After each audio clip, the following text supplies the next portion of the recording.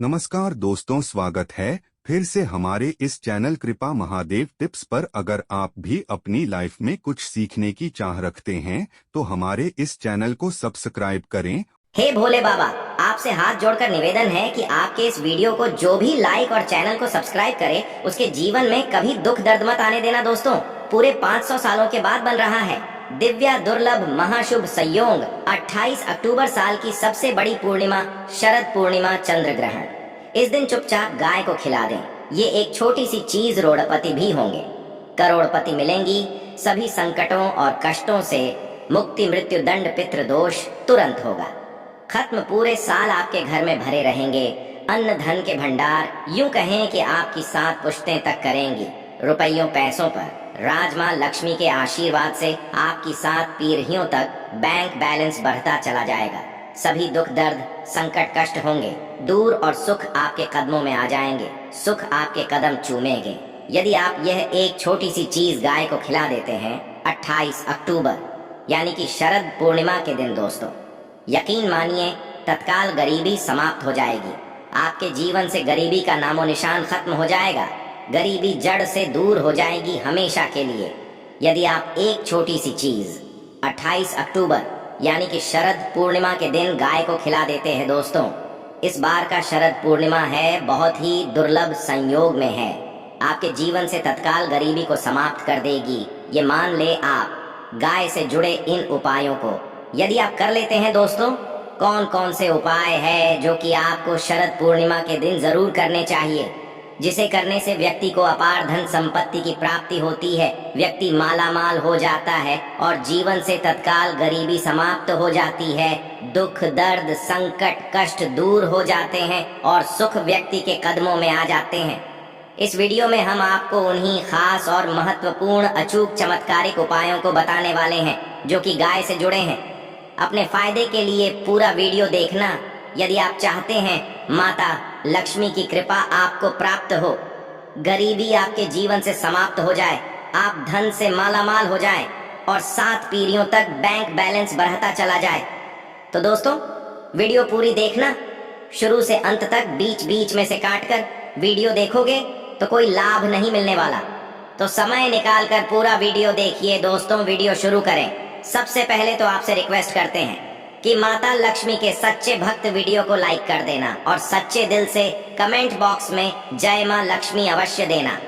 माता लक्ष्मी का आशीर्वाद आपको प्राप्त हो सके और ज्यादा से ज्यादा वीडियो को शेयर जरूर करना, जिससे कि और लोग भी इस वीडियो के माध्यम से लाभ प्राप्त कर सके। दोस्तों, आपको बता दें कि अश्विन मास के शुक्ल पक्ष की पूर्णिमा को शरद पूर्णिमा कहते हैं। ये है शरद पूर्णिमा के नाम से भी जानी जाती है। वैदिक ज्योतिष में पूरे वर्ष में केवल इसी दिन चंद्रमा 16 कलाओं का होता है और इससे निकलने वाली किरणें अमृत के समान मानी जाती हैं। उत्तर और मध्य भारत में शरद पूर्णिमा की रात्रि को दूध की खीर बनाकर चंद्रमा की रोशनी में रखी जाती है। मान्यता है कि चंद्रमा की किरणें खीर में पड़ने से ये कई गुनी गुणकारी और लाभकारी हो जाती है। यूं कहें कि अमृत के समान हो जाती है और मां लक्ष्मी प्रसन्न मुद्रा में रहती है। इस दिन व्यक्ति के जो भी रोग दोष है वे दूर हो जाते हैं इस खीर का सेवन करने से। यदि आप अगले दिन इस खीर का सेवन करते हैं प्रसाद स्वरूप तो आपको लाभ होगा, धन लाभ होगा, ये मान लें आप। और शरद पूर्णिमा के दिन आपको संभव हो सके तो किसी पवित्र नदी में स्नान करना चाहिए और इस दिन अन्न धन वस्त्र जो भी हो दान जब धर्म के कर्म जरूर करें इस दिन, और यथाशक्ति के अनुसार जैसा आपसे बने दान धर्म के कर्म जरूर करें। और इस दिन आपको पूर्णिमा व्रत की कथा सुननी या फिर पाठ रचने जरूर चाहिए। और कथा से पूर्व एक लोटे में जल और गिलास में गेहूं और पत्ते के दोने में रोली और चावल रखकर कलश की वंदना करें और दक्षिणा चढ़ाएं। और इस दिन आपको अधिक से अधिक भगवान विष्णु जी मतलब लक्ष्मी का ध्यान करना चाहिए, विधि विधान से पूजा करनी चाहिए। और इस दिन आपको भगवान शिव, माँ पार्वती और भगवान कार्तिकेय की भी पूजा करनी चाहिए। सभी मनोकामनाएं आपकी पूर्ण जाएगी, ये मान ले आप। और दोस्तों, अब बात करें कि आपको गाय से जुड़े कौन कौन से उपाय इस दिन शरद पूर्णिमा के दिन करनी चाहिए, जिससे कि आपके जीवन से तत्काल गरीबी समाप्त हो जाए, सभी दुख दर्द संकट कष्ट हैं वे दूर हो जाएं और सभी सुख आपके कदमों में आ जाए। सुख आपके कदम चूमे और माता लक्ष्मी की कृपा आपके ऊपर सदैव बरसे। चलिए शुरू करते हैं। गाय से जुड़ी कौन कौन से उपाय आपको शरद पूर्णिमा के दिन करनी चाहिए, चलिए शुरू करते हैं दोस्तों। सनातन परंपरा में गाय, गंगा और गायत्री का बहुत ज्यादा धार्मिक महत्व है। मान्यता है कि गौ माता के शरीर पर 33 कोटि देवी देवताओं का वास होता है। गौ माता की सेवा एवं पूजा करने वाले जातक पर इन सभी देवी देवताओं की कृपा बरसती है। गौ सेवा से न सिर्फ इस जन्म के बल्कि पूर्व जन्म के भी दोष दूर हो जाते हैं।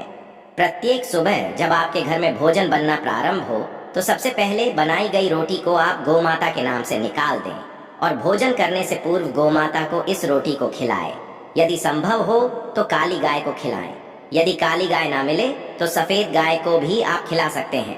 प्रत्येक पूजा और मांगलिक कार्य में गौ माता या उनसे जुड़ी चीजें जैसे गाय का गोबर, गोमूत्र, गाय का दूध अथवा गाय के दूध से बना घी अवश्य शामिल करें।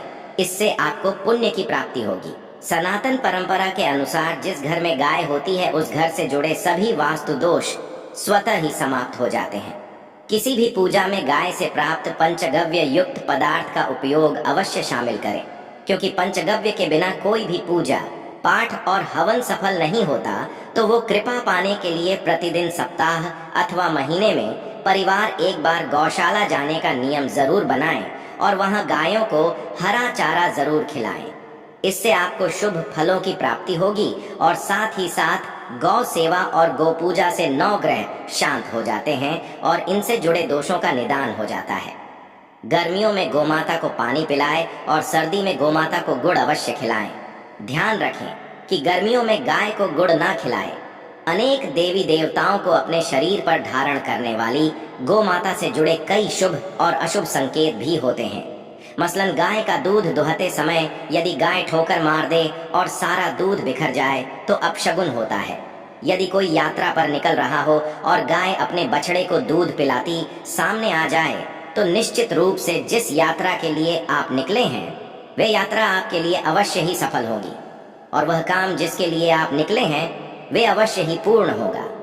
यात्रा पर जाते समय बाईं ओर गाय की आवाज आना और रात्रि में गाय की हुंकार करना भी शुभ होता है दोस्तों।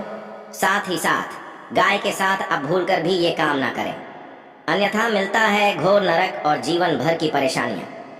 दोस्तों, गाय को राष्ट्रीय पशु बनाए जाने और इन्हें मौलिक अधिकार दिए जाने की बात हो रही है तो सवाल उठता है कि गाय जब भारतीय संस्कृति का अहम हिस्सा है तब भी गाय के साथ लोग खराब व्यवहार कैसे कर लेते हैं। गाय दर दर भटकती रहती है, भरपेट इन्हें चारा तक लोग नहीं देते। गाय जब तक दूध देती रहती है तो उनकी सेवा होती है और जैसे ही दूध देना बंद कर देती है तो लोग इन्हें उनकी किस्मत पर छोड़ देते हैं, सड़कों पर और गलियों में भटकने के लिए। ऐसे में गोवंशी जीवों को कोई डंडे से मारता है तो कोई उन पर पानी डाल देता है। कभी वाहनों से ये ठोकर लग जाती है तो कभी बीमार होकर बेचारी एक गाय दम तोड़ देती है। ऐसे में जरूरत है इन बातों को जानने की कि गाय को लेकर शास्त्रों में क्या कहा गया है, गाय के साथ आपको कैसा व्यवहार करना चाहिए। या दोस्तों, गाय को कभी भी मारना पीटना नहीं चाहिए। शास्त्रों में गाय को माता का दर्जा दिया गया है। गाय को मारने पीटने वाला माता को मारने पीटने वाले के समान पाप का भागी माना जाता है। ऐसे घरों को नरक लोक में वर्षों तक कष्ट भोगना पड़ता है, अगले जन्म पशु योनि में मिलता है। कथा है कि गौतम मुनि ने गलती से गाय को डंडा मार दिया था जिससे गाय की मृत्यु हो गई थी और इस पाप से मुक्ति के लिए इन्हें वर्षों तक तपस्या करनी पड़ी। भगवान श्री कृष्ण जी ने बैल स्वरूप में आए व्रत असुर का वध कर दिया था, जिससे मुक्ति के लिए भगवान श्री कृष्ण को संपूर्ण तीर्थों को एक कुंड में बुलाना पड़ा और इस कुंड में स्नान से वह पाप मुक्त हो गई थी। या दोस्तों, साथ ही साथ जो लोग पानी पी रही गाय को भगाते हैं वे घोर पापी के भागी बनकर नरक भोगते हैं, ऐसा पुराण में बताया गया है। जबकि जो लोग गाय के लिए प्याऊ और चारा बनवाते हैं वह मां भाग्य होते हैं। ऐसे लोग घोर पाप से मुक्त होकर स्वर्ग पा जाते हैं और बड़े ही धनवान कुल में जन्म लेकर सुख भोगते हैं और साथ ही साथ आराम कर रही गाय को कष्ट देकर कभी भी उठाना नहीं चाहिए। कहते हैं कि जिस स्थान पर गाय बैठी है वहां से नकारात्मक ऊर्जा समाप्त हो जाती है गाय के बैठने की जगह को जो लोग नियमित साफ रखते हैं वे पूर्व जन्म में किए गए जाने अनजाने में पापों से मुक्ति हो जाते हैं और गोलोक में स्थान पाते हैं। गाय को डंडा मारकर उठाना, पानी डालकर उठाने से मनुष्य पाप का भागी बनता है और अगले जन्म में उसे दर दर भटकना पड़ता है। और साथ ही साथ शास्त्रों में बताया गया है कि गाय का दूध उसके बछड़े के लिए होता है। गाय के बछड़े से बचा हुआ दूध ही मनुष्य को लेना चाहिए, लेकिन कुछ लोग एक बार गाय को दुह लेने के बाद फिर से बछड़े के लिए बचा हुआ दूध भी दुह लेते हैं। ऐसा करना घोर पाप कहा जाता है। ऐसे दूध को दुहाने वाला और ग्रहण करने वाला दोनों ही पाप की भागी बन जाते हैं। दोस्तों, साथ ही साथ शास्त्रों में कहा गया है कि गोवंश यानी गाय और बैल के पीठ पर नहीं बैठना चाहिए। इनके पीठ पर बैठने से महापाप लगता है। ऐसे लोगों को नरक की यातना भुगतनी पड़ती है। एकमात्र महादेव के अंश के उत्पन्न नंदी ही गोवंशी है, जिस पर स्वयं महादेव और महादेवी सवारी करती है, क्योंकि नंदी ने स्वयं अपनी इच्छा से महादेव की सवारी बनना स्वीकार किया था। और साथ ही साथ शास्त्रों में गाय के दान को बहुत ही महत्व दिया गया है, लेकिन ऐसी गाय का दान कभी नहीं करना चाहिए जो बूढ़ी और बीमार हो। कठोपनिषद में नचिकेता की कथा भी इस संदर्भ में है कि जिन्स नचिकेता ने पिता द्वारा बूढ़ी गाय को दान करने पर आपत्ति जताई थी। दूध देने वाली और बछड़े सहित जो लोग गाय का दान करते हैं वह महान पुण्य को प्राप्त करके स्वर्ग में इस स्थान पाते हैं। दोस्तों, साथ ही साथ सूर्य चंद्र मंगल या शुक्र की युति राहु से हो तो पितृदोष होता है। यह भी मान्यता है कि सूर्य का संबंध पिता से, मंगल का संबंध रक्त से होने के कारण सूर्य यदि शनि, राहु या केतु के साथ स्थित हो या दृष्टि संबंधी हो तथा मंगल की युति राहु या केतु से हो तो पितृदोष होता है। इस दोष से जीवन संघर्ष में बन जाता है। यदि पितृदोष हो तो गाय को प्रतिदिन या किसी भी एकादशी को या किसी पूर्णिमा के दिन या अमावस्या को रोटी, गुड़, चारा आदि खिलाने से पितृदोष समाप्त हो जाता है। साथ ही साथ देसी गाय की पीठ पर जो खुद होता है वह बृहस्पति गुरु है थे जन्म पत्री में। यदि बृहस्पति अपनी नीच राशि मकर में हो या अशुभ स्थिति में हो तो देसी गाय के इस बृहस्पति भाग शिवलिंग रूपी कुबेर के दर्शन करने चाहिए तथा चने की दाल रखकर गाय को रोटी भी दें। इससे आपको शुभ फलों की प्राप्ति होगी। और साथ ही साथ यदि आप रास्ते में जा रहे हो और सामने से गौ माता आती हुई दिखाई दे तो गौ माता को आप अपनी दाहिनी ओर से जाने देना चाहिए। आपकी यात्रा अवश्य ही सफल होगी। और साथ ही साथ यह संकेत भी जान लें, यदि आप यात्रा पर जा रहे हैं और सामने आपके गाय पड़ जाए अथवा अपने बछड़े को दूध पिलाती हुई सामने गाय दिखाई दिए जाए तो समझ जाना कि वह यात्रा आपके लिए अवश्य ही सफल होंगी। और साथ ही साथ जिस घर में गाय होती है उसमें वास्तु दोष स्वतः ही समाप्त हो जाता है। और साथ ही साथ आपको बता दें कि गाय को आप जो भी रोटी बनाएं प्रतिदिन ताज़ी रोटी ही बनाएं। गाय को अगर आपने रोटी बनाई है तो कोशिश करें कि उस रोटी को आप तुरंत ही गाय को दे दें। अगर आप उस रोटी को रख देंगे और उस रोटी को अगले दिन देंगे तो वह रोटी बासी मानी जाएगी। गाय को कभी भी बासी रोटी ना दें, इससे घर में नकारात्मक ऊर्जा वास करती है और जो भी कार्य आपके बनने वाले होंगे वह कार्य भी आपके बिल्कुल भी नहीं बनेगी।